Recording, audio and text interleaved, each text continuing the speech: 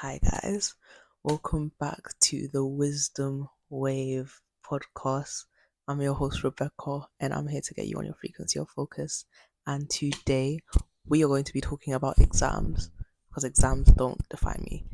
So basically, kind of what I want to talk about, it's kind of in the name, like just exams and just like the general like exam season and the stress that comes with it and how to deal with it. She revise.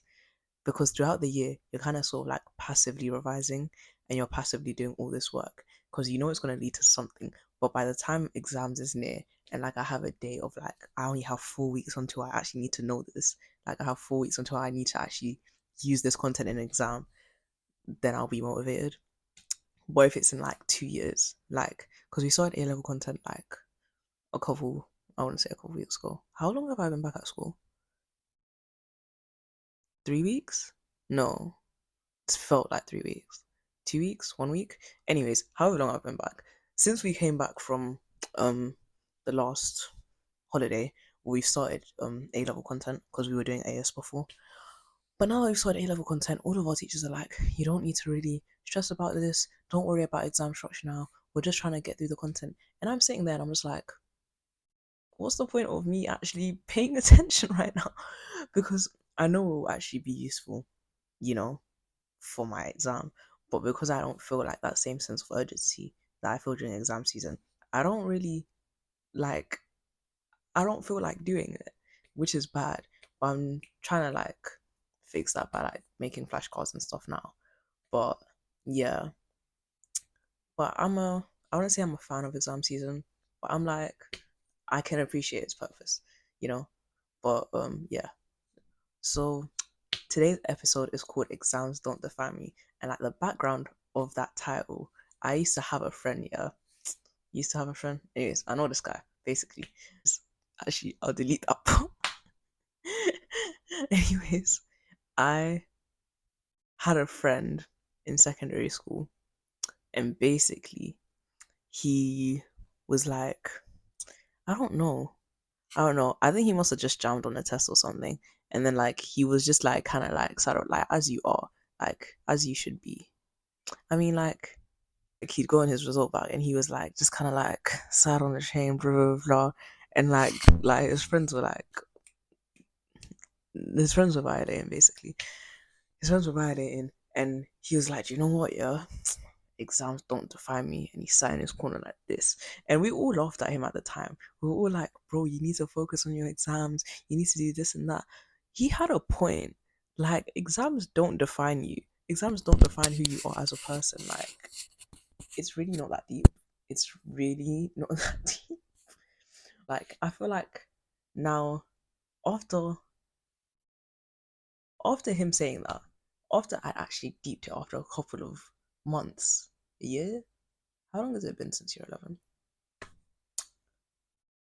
After deeping it after a while, after deeping what he said after a while, I was like, wait a minute, bro was actually spitting facts. Because what do you mean? Exams don't define me. Exams don't define who you are. Exams don't define your potential. You know what I mean? So let's get into that. I feel like over the course of that sort of like exam period, you have like varying perspectives of your own ability as a student because it's such a like high stress, high pressure period that you don't really know how good you are as a student. Because even if all year you've been getting A's, during that time you'll just be like, I don't think I can replicate that. I don't know. That's just for me. I don't know. Even if I'm doing a subject that I know I'm really good at, by the time it's exam season, I'm like, what if it was all just like flukes until now? And like, this is actually the grade that actually shows what sort of student I am. But it really isn't that. I think exams are just, they're just another test. They're just the tests that teachers and like the exam boards give significance to. All of the ones that you done before are still indicators of your intelligence. It's just that that one exam is the one that they're going to take and they're going to judge you by, which is unfortunate and which is kind of stupid in my opinion.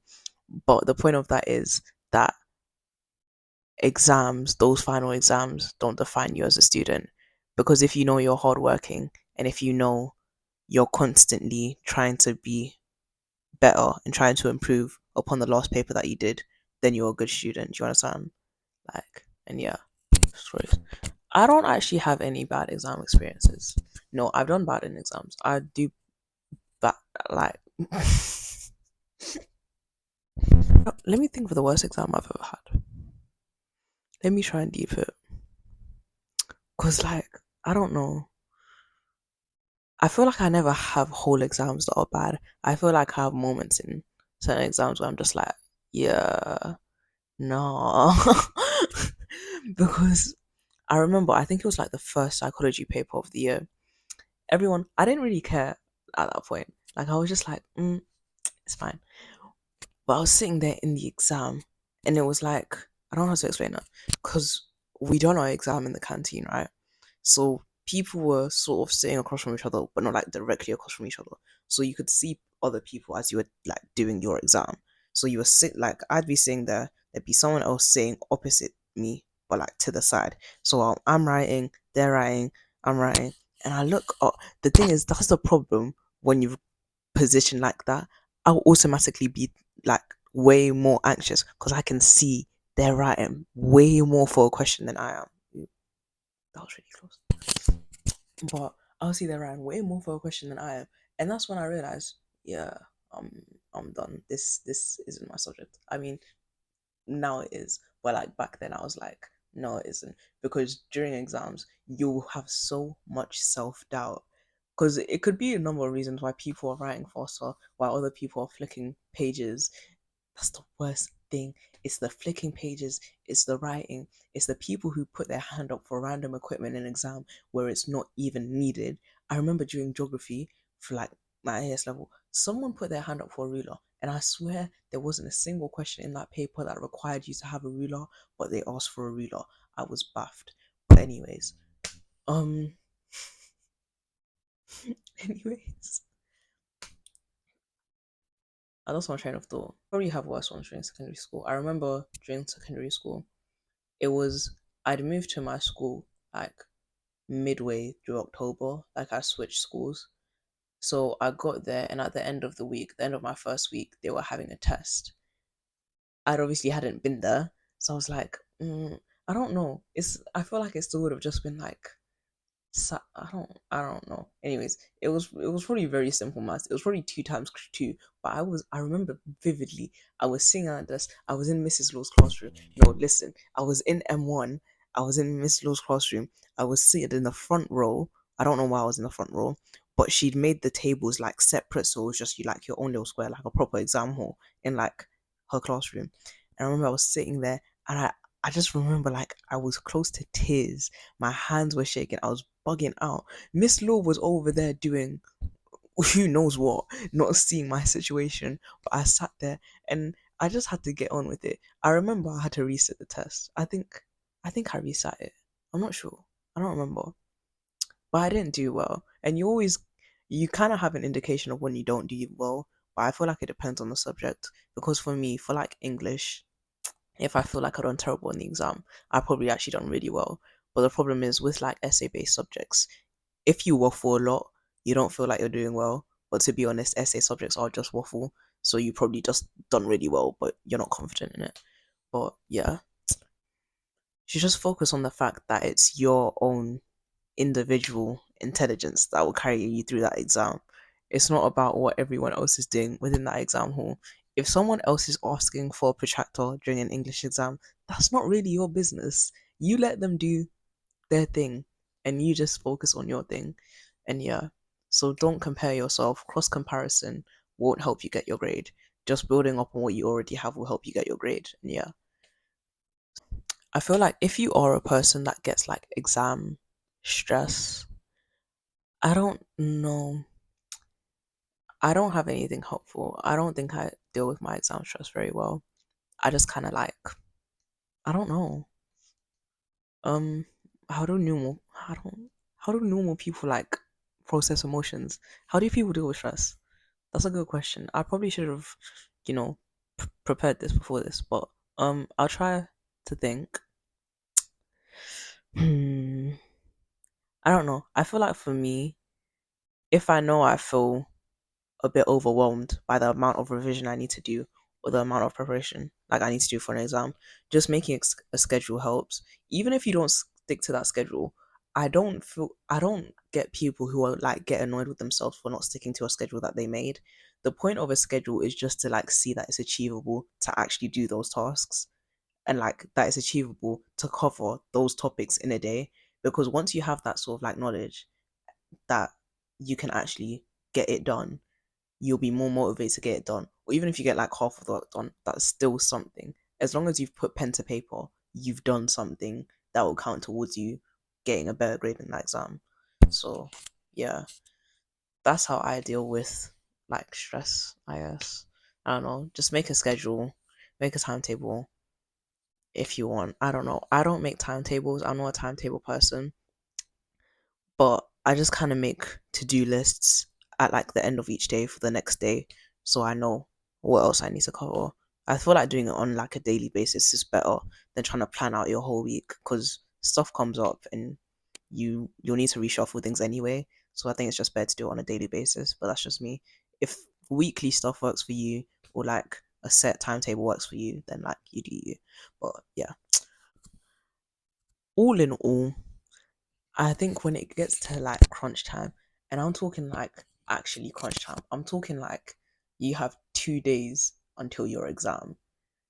When it comes to crunch time, and you've also got other subjects to be focusing on, you need to sacrifice certain topics. The way I do it, I like I like red, amber, green, like the topics within like the spec. Like I don't red like I do smiley faces or like sad faces or like blunt faces. Do you know what I mean? Like I do those for everything on the spec. And then everything that's a smiley face, if it's like 2 days before the exam and I haven't gone over it, I'm not gonna go over it. I need to go over all the sad faces and then maybe some of the blunt ones. But if it's like very much crunch time, I'm not gonna bother going over stuff that I know that I know. Does that make sense? You know what I'm saying? I'm not gonna go over stuff that I'm confident in again. If you know that you're good on that, don't go over it because you're like, oh, I might have forgotten it. You haven't forgotten it. Just move on to the stuff that you actually don't know. And yeah. Um, what else? So yeah, I can't lie. Certain topics just need to be sacrificed. I mean, I don't know because I feel like for my subjects, like you can't really not go over anything. I feel like if you're doing STEM or something, you can very much sacrifice a whole topic if you like understand the basics of it. But don't take my word for it. Ask someone who does those types of subjects. Yeah. When do you start revising? I don't start revising. I just one day decide, like around a week before the exam, that I should pick up a book. No, I can't lie, I do that sometimes. But like I try, I don't know. I kind of start revising once I like my teachers stop giving homework, because when they start saying, "Oh, I'm not going to give you homework this week because you should be revising," that's when I actually start revising. That's not a good benchmark. I'd say for like, say like termly tests. I feel like I don't know. Hmm. I think because for me, like we have tests every term, so I think I just try to revise like throughout the term. Then I try and like do like hardcore revision like about 2 weeks before the exam, and then for like actual like big things like GCSEs, AS, A level, start like 6 weeks before. I feel like that sounds a bit mad, but like genuinely, if you've been consistent with what you've been doing, and if you've been like consistently making revision materials all year, 6 weeks is more than enough. I don't know. That's just based on what I have right now.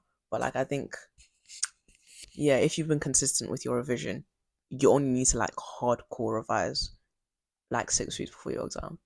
And when I say hardcore revision, I'm talking like you're doing like 8 hour days of revision. That's what I mean by like hardcore revision. Before that, like light revision, or like the revision you're doing like all year, should be like 4 hours a day. That's just what I do. I don't know if that's a bit mad. I don't think it really is. 4 hours isn't that long. But yeah. And yeah. picture, in the grand scheme of your education. Wait, um, in hindsight, in I want to go to bed. Basically, in the big picture, your exams don't matter. When you deep it really, what actually matters is you having that qualification and you passing. Depends what you want to do with it. It depends what you go on to do with it. But at like a base value, the only thing that matters is you getting a good enough grade for what you want to do. It's not like you need to get, I don't know. I feel like, I don't know how to word this. It's like applicable to everyone. Okay, I'll just say how it's applicable to me because that's what I need to know. Basically, for me, I don't, my exams matter and getting a certain grade matters, but I'm not gonna like, I'm not gonna like kill myself over the exams because it's not going to determine the rest of my life. I don't need to get A stars in everything. Maybe you do, and that's fine for you. And you have to work really hard to do that. But you also need to give yourself breaks. And you also need to consider the fact that you're actually a human being and you're not like a school academic machine. I mean, if that's who you want to be, that's who you want to be. That's fine. But in actuality, you need to realize that the fact that you're even studying for this qualification at all is impressive. And the fact that you're doing an A level is impressive. Whether you get an A or a B or even a C, as long as you pass, that's all that you really need. But the exams you're doing right now, they matter, but you shouldn't stress over them to the point where you think your whole future is riding on Chem Paper 1. That is not the case. That is not the case. So just chill out and just breathe and just try your best. And at the end of the day, there's always the next paper, or you can always like reset the paper if it's like an actual like the actual final exam. Do you know what I mean? So yeah, the exam doesn't define you. You know, mechanics isn't gonna define you. Further maths does not define you. Tudors in Russia does not define you. You know what I mean? Like you're going to get through it. You know. But yeah, do. I was gonna go off on a whole tangent about like debates about the education system and how exams aren't really beneficial to our overall growth and like our overall like real world skill set. But that seems a bit long and I didn't research enough. I actually swear, like next one, like I know I said this last time, but next one I'm gonna come like fully prepared. Like I'm gonna be like fully like like I'll have facts, I'll have statistics, I'll even have like visual aids like on the YouTube video so that you can see like I'm a serious candidate. Like but today obviously like yeah. Um did you do but yeah, overall it's not about the exam, it's not about the grades, it's about the qualification, and whatever you decide to do with that qualification is what is going to give it value. So yeah, you wanna look cream, da-na-na-na-na, be ream, da-na-na-na, smell ream, da-na-na, ream, da-na-na, you wanna look cream, you wanna ream. What do you guys think about Joy SS on Love Island? I can't lie, like he's kind of eating, like he's kind of like doing his thing. Like I'm not gonna lie, like I think we should get Joy SS on the podcast. Speaking of, that was such a bad segue. We have some breaking news. Okay, so basically, we're going to have our first guest on the podcast. I don't know why I'm moving like this. We're gonna have our first guest on the podcast, and the guest is. Oh wait, I don't have both my hands. Pretend I'm doing like a drum roll, but it's going to be you. That was so cheesy. But it's going to be. It could be you. It could not. But basically, we're gonna have like sort of like a giveaway type of competition. So what you need to do, you need to go to either our Instagram or TikTok page, and there you can tag 3 friends, and then you need to repost the giveaway post on your Instagram story, or you can repost it on TikTok, and I'll keep track of who reposts it on TikTok. And yeah, you can have additional entries by tagging more than 3 friends. So if you tag 4 friends, that will count as like 2 entries. If you tag 5 friends, that will count as 3 entries, and so on and so on.